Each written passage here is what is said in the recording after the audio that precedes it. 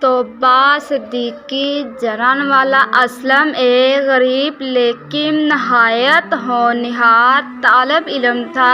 اس کے والد ایک معمولی سی دکان پر کام کرتے تھے۔ ان کی تنخواہ بھی کم تھی۔ اسکول میں اسلم کا ایک دوست جواد تھا جو امیر گھرانے سے تعلق رکھتا تھا۔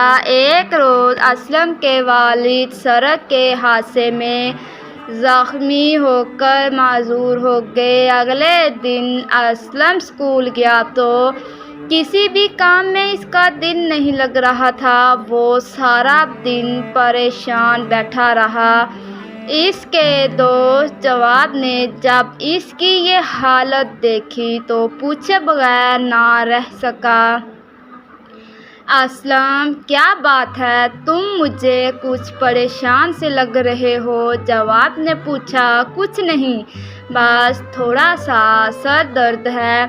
اسلم نے ٹالنا چاہا۔ اگر کوئی پریشانی ہے تو مجھے بتاؤ، میں تمہارا مخلص دوست ہوں، میں ضرور تمہاری مدد کروں گا۔ جواد سے اپنے دوست کی پریشانی دیکھی نہ گئی تو اس نے پھر پوچھا۔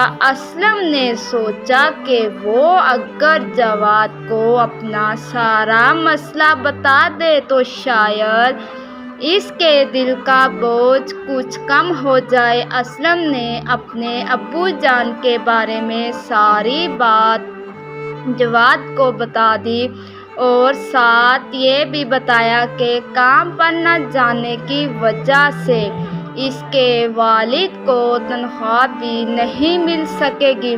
جواد کو اسلم کے والد کے بارے میں سن کر بہت دکھ ہوا۔ میرے دوست، تم پریشان مت ہو، میں اپنے ابو سے بات کروں گا، وہ ضرور تمہارے مسئلے کا کوئی حل نکال لیں گے۔ جواد نے اپنے گھر پہنچ کر اپنے ابو کو اسلم کے بارے میں سب کچھ بتا دیا۔ یہ سب کچھ جان کر جواد کے ابو کا دل بھی غم سے بھر گیا اور انہوں نے اسلم کی مدد کرنے کا فیصلہ کیا۔ اگلے روز اتوار کی چھٹی تھی۔ اچانک اسلم کے گھر کے دروازے پر دستک ہوئی۔ اسلم نے دروازہ کھولا تو سامنے جواد کو اپنے ابو کے ساتھ کھڑا دیکھ کر وہ بہت خوش ہوا اور ان کو اندر لے آیا۔